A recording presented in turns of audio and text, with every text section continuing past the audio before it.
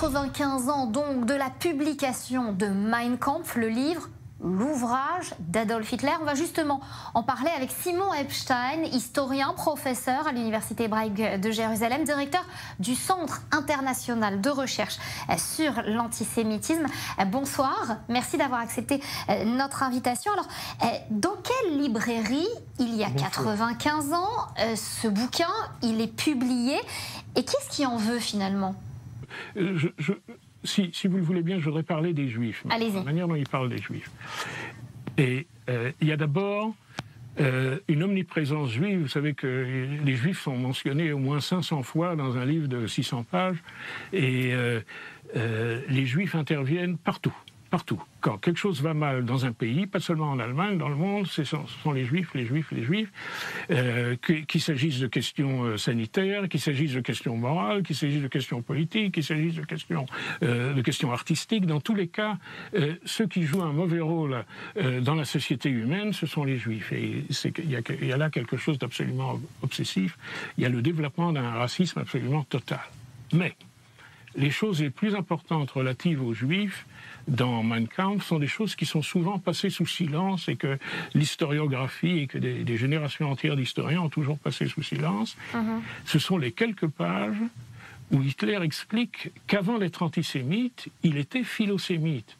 Et il raconte que dans sa jeunesse, et même dans les premiers temps qu'il a passés à Vienne, il ne comprenait pas l'antisémitisme. Et il dit même, l'antisémitisme me révoltait.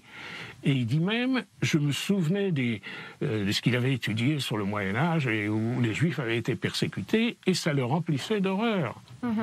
Et il raconte donc en quelques pages quel va être le processus dynamique qui va faire de lui d'un philosémite à l'antisémitisme. Et il va expliquer ça.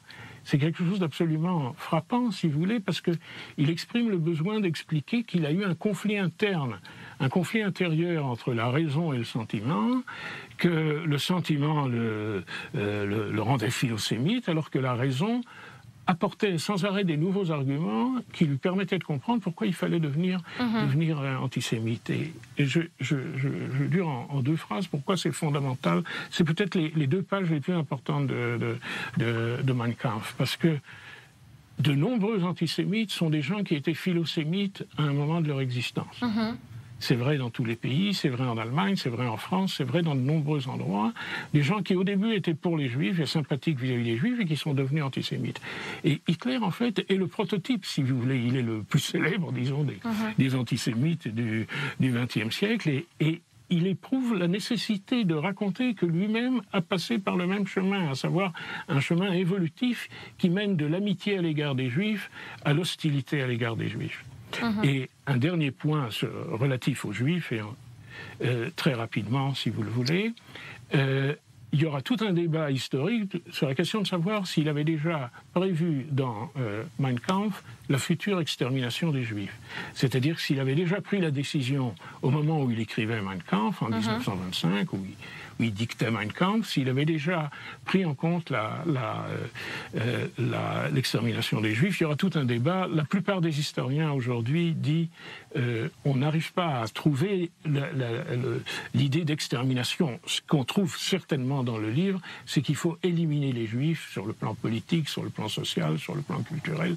Ça ne veut pas dire nécessairement qu'il avait déjà en tête le principe d'une extermination physique. Oui.